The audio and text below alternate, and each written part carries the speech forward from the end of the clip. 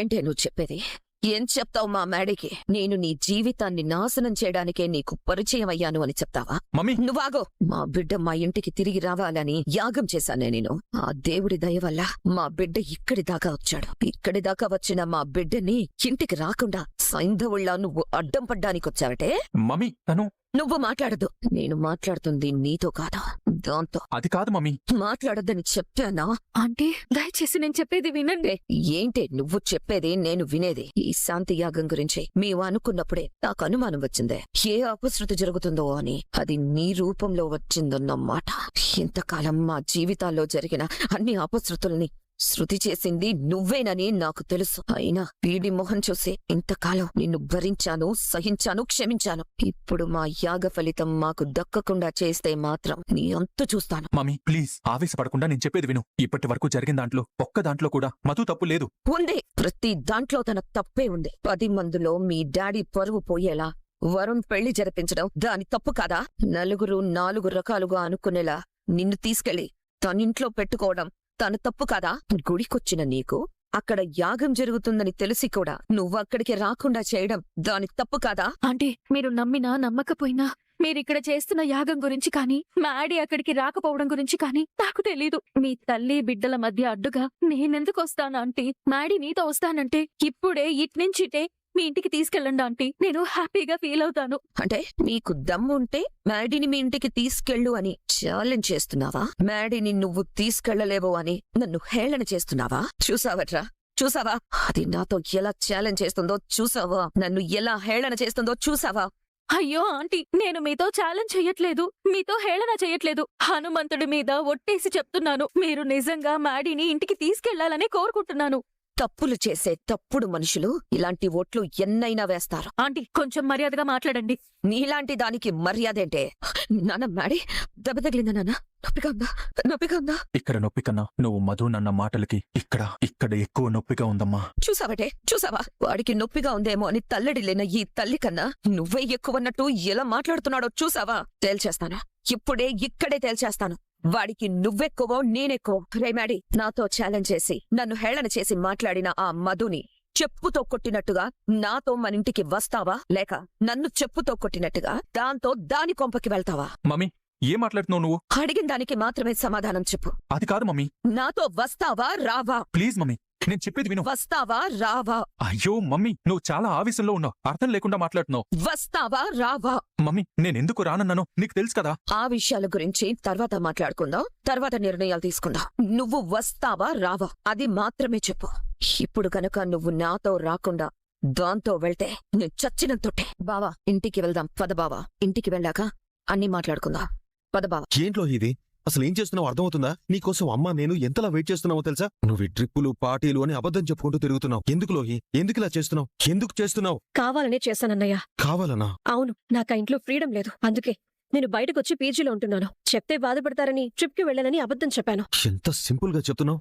నీ వల్ల అమ్మా నేను ఎంత అవమానపడుతున్నామో తెలుసా? పెళ్లి చూపుల్లో కూర్చోవాల్సిన ఆడపిల్ల ఇల్లుదిరి వెళ్లిపోయిందని చుట్టుపక్కల వాళ్ళందరూ అడుగుతుంటే మా తల తీసేసినట్టయింది. అసలు నేను ఇంట్లో నుంచి వచ్చడానికి మెయిన్ రీజనే ఆ పెళ్లి చూపులు. నాకు ఇష్టం లేదని చెప్తే నువ్వు అమ్మ వింటున్నారా?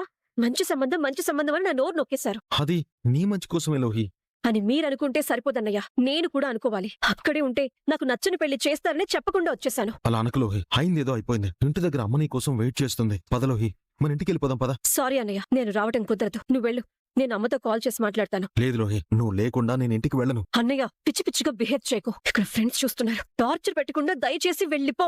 లేదు లోహి, నువ్వు కూడా నాతో రావాల్సిందే. ప్లీజ్ అన్నయ్య, నా పరువు నీకు దండం పెడతాను. వెళ్ళిపో ఇక్కడ నుంచి. లోహి అన్నయ్య నువ్వు ఇమీడియట్ గా ఇక్కడ నుంచి వెళ్ళలేదు, నేను చచ్చినంత ఒట్టే. ఏమైంది లోహి? ఇక్కడేదో వర్క్ ఉందని చెప్పావు కదా, ఏంటది?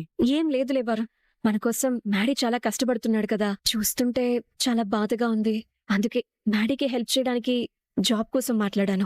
వాట్? జాబ్ కోసమా? అది కూడా ఇక్కడ? అదేంటి లోహి, బిలీనియర్ ఫ్యామిలీ నుంచి వచ్చి నువ్వు ఇలా ఇక్కడ జాబ్ చేయడం ఏంటి? మీ ఫ్యామిలీతో మాట్లాడి ఏదో ఒక పర్మనెంట్ సొల్యూషన్ చూడొచ్చు కదా. నీకు తెలుసు కదా వరుణ్, నేను మా ఇంట్లో చెప్పకుండా మ్యారేజ్ చేసుకున్నానని తెలిస్తే వాళ్ళు నన్ను చంపేస్తారు. అందుకే నేను సొంతంగా జాబ్ చేద్దాము అని. అంతవరకు వస్తే జాబ్ చేయడానికి నిన్నెందుకు పంపిస్తాను లోహి? నేనే జాబ్ చేస్తాను. అయ్యో వరుణ్, నాకు తెలుసు వరుణ్, నువ్వు నా కోసం ఏదైనా చేస్తావని. కానీ నిన్ను ఇబ్బంది పెట్టడం ఇష్టం లేక ఇలా చేశాను. వద్దు లోహి, ఇంకెప్పుడు ఇలా చేయకో. నీకు నేనున్నాను. ముందు ఇంటికి వెళ్ళి ఏం చేయాలో డిసైడ్ అవుదాం. సరే వరుణ్. పద. అంటే నీకు దమ్ముంటే మ్యాడీని మీ ఇంటికి తీసుకెళ్ళు అని ఛాలెంజ్ చేస్తున్నావా? తప్పులు చేసే తప్పుడు మనుషులు ఇలాంటి ఓట్లు ఎన్నైనా వేస్తారు.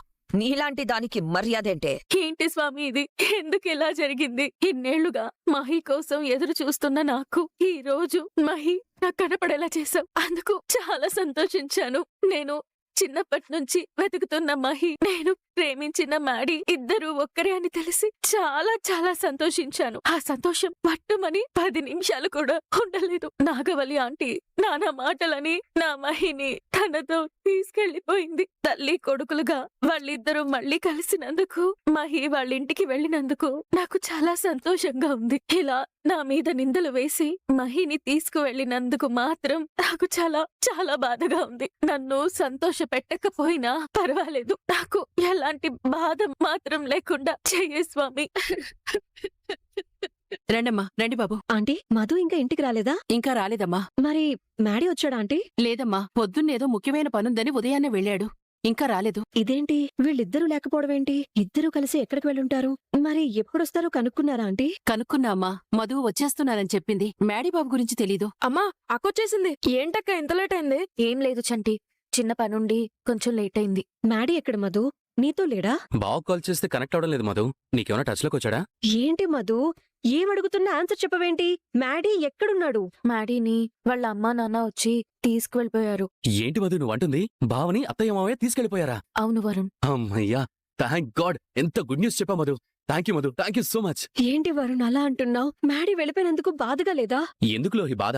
ఇప్పటి వరకు బావ నా కోసం ఇంట్లో నుంచి బయటకొచ్చేసాడని ప్రతి క్షణం బాధపడుతూనే ఉండేవాణ్ణి. ఈ క్షణంతో నా బాధ మొత్తం పోయింది. Now I'm very happy. ఎలా అమ్మా?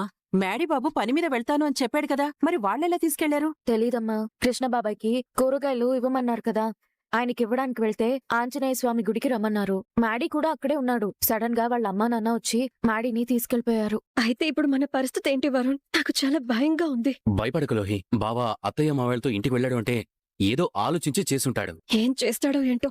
మిమ్మల్ని నమ్ముకొని నేను మాత్రం అడ్డంగా ఒక జోకర్లా బుక్ అయిపోయాను. పోనీలేమ్మా, అంత గొప్పింటి బిడ్డ మనింట్లో కష్టాలు పడుతుంటే నా గుండె తరుక్కుపోయేది. ఇక మీదట ఆ బాబు చాలా సంతోషంగా ఉంటాడు. అవునమ్మా, నాకు కూడా అలాగే అనిపించేది.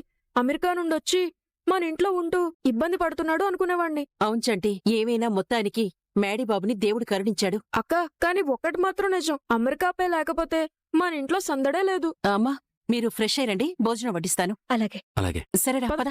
నేను ఇన్ని రోజులుగా వెతుకుతున్న మహి, నేను ప్రాణం కన్నా ఎక్కువగా ప్రేమిస్తున్న నా మ్యాడీ ఇద్దరు ఒక్కటేనా? నువ్వు ఇన్ని రోజులు పిచ్చిగా ప్రేమిస్తూ ప్రాణంలా చూసుకుంటున్న చిన్నిని నేనే మహి, నీ చిన్నిని నేనే. మధు మధు